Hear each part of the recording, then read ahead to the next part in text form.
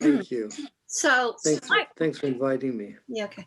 So Michael, one of the first things I want to ask you is about 100,000 Poets for Change. Like when, why, how long? Just tell me whatever you'd like to about it. 2011, the world was falling apart in my mind. I thought I felt that the poets were hiding, that it had become increasingly unpopular for poets to be political. And we had wars, the Gulf was on fire, and I couldn't seem to find my community. And I was frustrated, and I was speaking to a friend, and I said, there ought to be 100,000 Poets for Change. And they said, that's a great idea. And I thought to myself, great. What does that mean? What does that mean? I have to do something, right? And nobody's gonna, where would they be? So I put out an announcement just to prove that I was right, that nobody cared. And I put it on Facebook and opened up a 100,000 Poets for Change page. And I said, would anybody be interested? And expecting to have no response. And within the week, I had something like 100 events set up of people who were interested in the idea of a global event. And then by September of that year, we had 700 groups around the world in nearly 100 countries of people who were, in fact, very interested in speaking about their concerns in the world. And so it was a pretty surprising and emotionally amazing time. And so now here we are 10 years later, and it's still going on, and new people are joining, and there's all these amazing posters. We set up a website, Terry did. Terry Carrion, co-founder. And we, Stanford University offered to archive what we do to help us with that process, because they said it was the largest poetry reading in the world. And so that's what happened. We started a process of reaching out, organizing. We created a kind of a guidelines, let's say, for what people needed to do, which basically was, it has to be peace, justice, and sustainability as a major driving force, and that what you did, actually, your actual events could be whatever you chose them to be. If you wanted to clean a river or have a bookstore reading, or you wanted to have a concert or have multi, talent, musicians, and fine. If you wanted to just have a group of mimes, like we had in Egypt, 100,000 mimes for change, or 100,000 musicians for change, like we have in Serbia, then that's all good. And we set a date, and we found that it was very hard to get everybody to do one day because of holidays, religious days in different countries. Different cultures have different practices. So we kind of let it spread out over the fall season with one major announced day.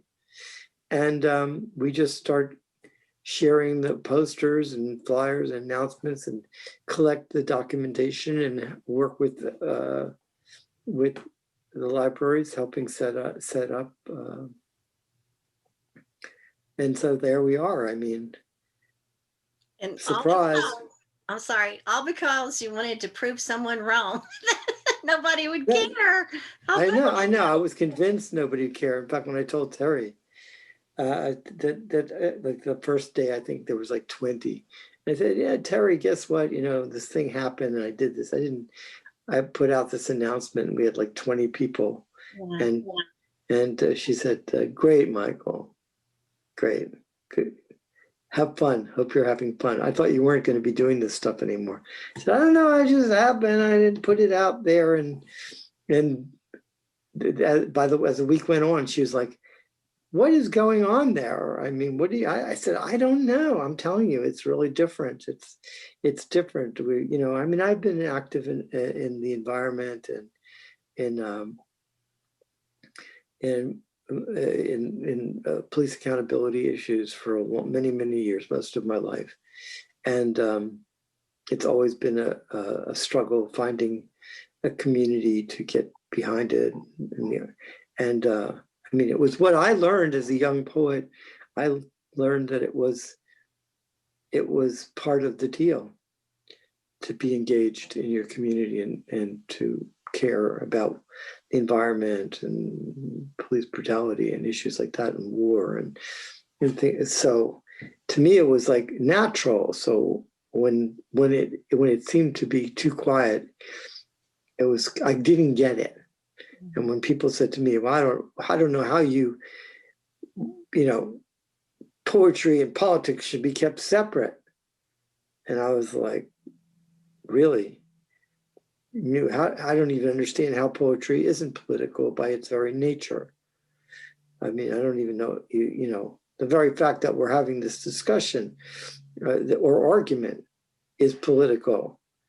You know, the very fact that you think it shouldn't be a part of the poetry is a political discussion and has something to do with that. So whatever, you know, people have their opinions. But if now we're looking at a society that is very engaged, poets, it seems like it's very normal. The normal state of the literary world seems to be engaged. I don't know. Do you notice a difference? Well, I just noticed it's grown into I'd start to say monster in a good way, like huge. And people are happy to be a part of it. Well, what else have you been doing in the poetry field lately? Well, you know, I had Big Bridge magazine for 23 years. It was one of the earliest online literary magazines from 1993, I think it was. We were on, but in the last year or two, I've kind of taken a sabbatical, maybe forever. This was a long time, a lot of work. Yeah. I've been doing a lot of, you know, Corona. It's kind of hard to think about outside of Corona times, but I have been editing a lot of my own work because I've turned inward in ways because of that, and so I've spent a lot of time editing my own work that I haven't paid attention to in the last 40 or 50 years. And so I've actually been cleaning up and editing and creating manuscripts and working towards getting my work out, which I tend to treat as a second thing to do. I love to write, and in the last couple of years, I've been drawing a lot, which was something I only started doing a couple of years ago. And I mean, 100,000 Poets for Change has some ongoing projects that are coming up. We're working on a book of essays on Europe, and you're certainly invited to submit something, a book of essays on your experience or understanding of the function of 100,000 Poets for Change, how it affects your reality, community, your, what do you think it does? How does it work for you? Things like that. So it's been an odd, to say the least, an odd past year. Well, this part I'll cut out because this is directly to you. If you'd like to send me 10 high resolution, you know, like 300 pixels per inch, but not larger than 4 megabytes, between 2 and 4 megabytes each picture, I can do a slideshow of some of your work if you like. Well, thank you. Thank you. Yeah, I would like to do that. And use Belinda's Subraman. I'll send you the address in a little bit. So if you had I saw, well, you've been performing. You've been performing with jazz groups too, haven't you? Or were those like? Yeah. Well, the art part of my involvement came as a result of the death of my son.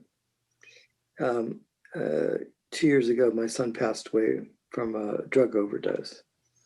And going through counseling, the grief counselor suggested I try some art therapy, which I was reluctant to do. I don't know why, anything. And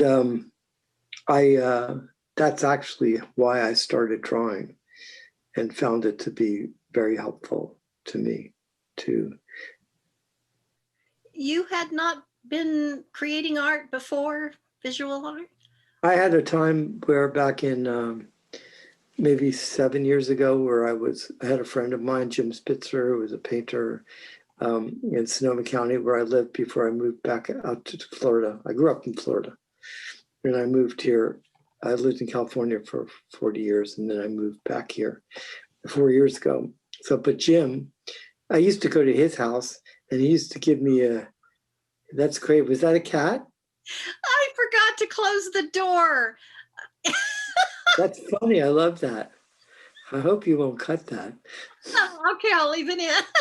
It's a quirky, relaxed show, so what the heck? I'm sorry. It was very fun, actually. This flying cat suddenly, cat comes through. Okay, sorry. No, it's great, great. So no, I wasn't doing it. And I mean, I would go to gyms and I would paint and stuff like that, and I would just splash stuff around. But I really didn't think much about it. It was fun, and we would hang out. I mainly liked to talk to Jim, and he'd set the canvas up, and he was not an aggressive kind of teacher person, and we just played together. We talked politics and splash paints, but no, the actual thing about sitting down and becoming obsessed with the work, the art, only began 2 years ago. I guess it's been 2 years. Mm-hmm. So what the question is the performance prior to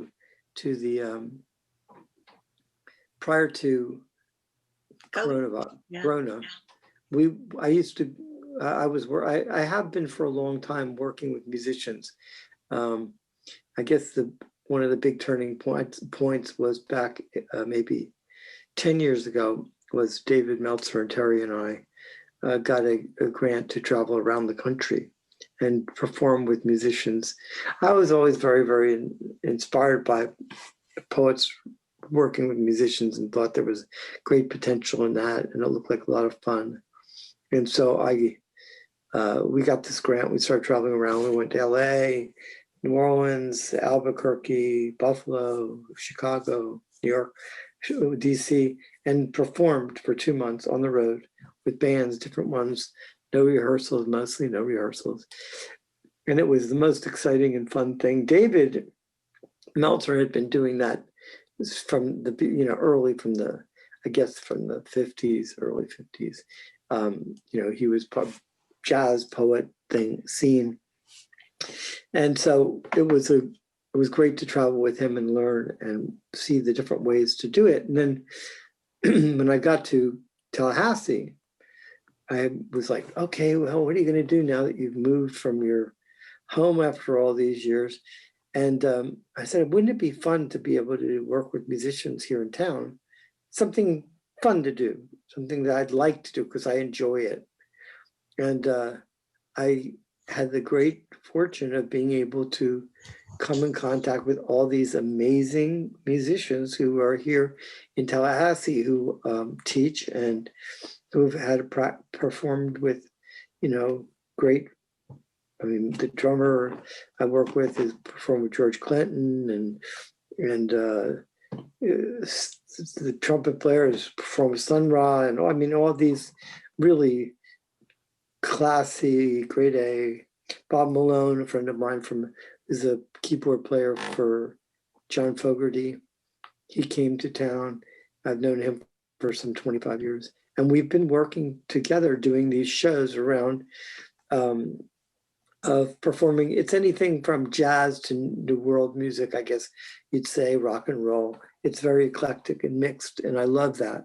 And in fact, this just at the time of in March, I guess it was, the CD came out called Dystopic Relapse, which was a performance with Longinu Parsons, Michael Backen, and Brian Hall. The CD is done. I have it. But we stopped. There was no tour. There was no release. Everything just stopped at that point. And hopefully, after the vaccine or whatever happens, we can get back and have a release party for it. But I love performing with musicians. It's the best thing in the world. Yeah, I would do that, and I would enjoy that, I think. But anyway, do you have a couple of poems, Sandy, you'd like to read? Sure. I can read you a couple. I have two that I have for you.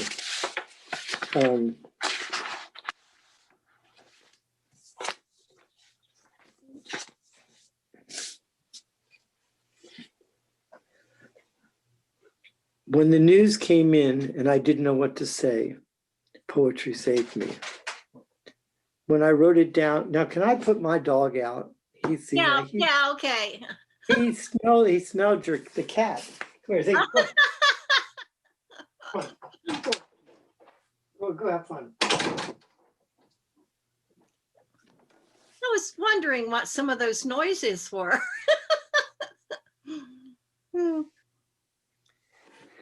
When the news came in and I didn't know what to say, poetry saved me. When I wrote it down and put it in an envelope and drew a heart on the envelope and addressed it to you, my son, and covered the envelope with the good things I could remember we did together, fishing for bass in Lake Jackson, mountain biking in the Pyrenees, snorkeling in the Keys, pizza at Steve's. You were too young to watch Donnie Darko, but I didn't know what it was about. And we watched, and you laughed about it later. How inappropriate it was. And riding over the Oregon dunes. And when I put that envelope in your casket and sent your body into the flames, poetry saved me. That thing I wrote down, that prayer I put in the envelope that went with you, I think it was poetry. It must have been, for whenever I have been speechless, poetry saved me. When my head felt like it would explode with memories, good and bad, and my chest swelled full of tears, when I couldn't breathe, and I thought I was going to vomit, and didn't know where to run, poetry saved me. When my friends wrote to me and asked how I was doing, was I all right? And I couldn't explain in ordinary words, though the pieces of what I felt lived somewhere in an ordinary way. And when those words were scattered and torn and burned and screaming for context, syntax, bruised, so I didn't know how to answer, poetry saved me.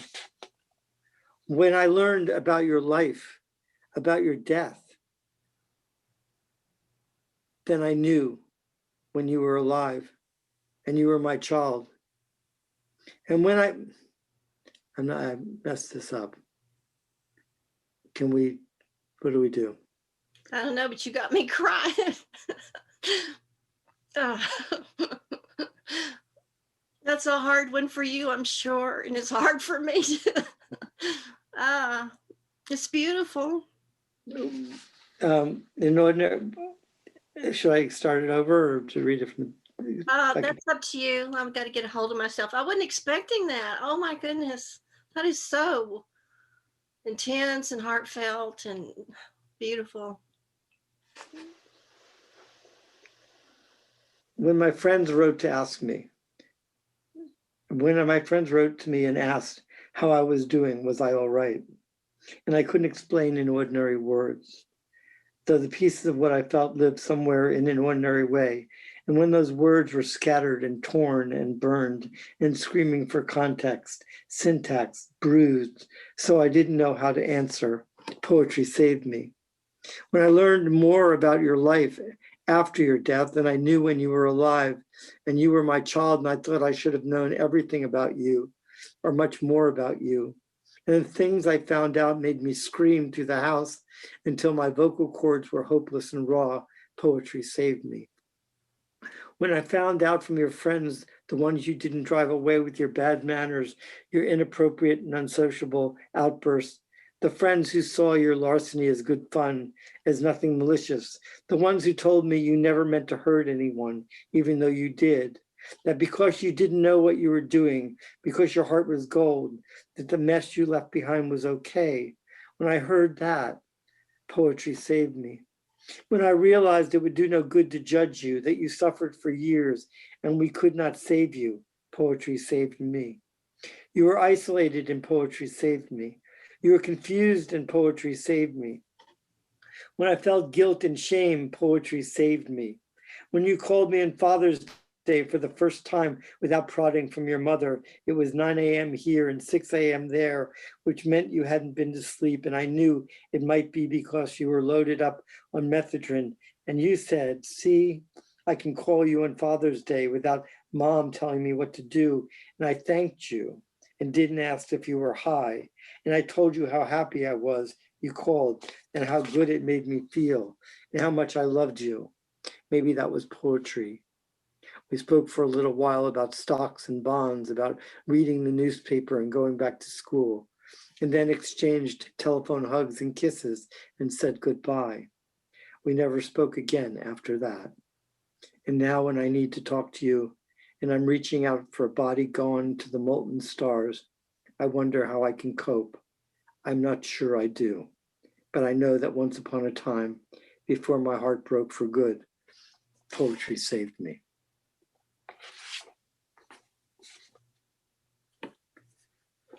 Well, you can't top that. Oh, that's incredible. Thank you. So is that all right that I had to break it in half? I'm sorry. But Yeah, I'll have to cut out my little junk there too.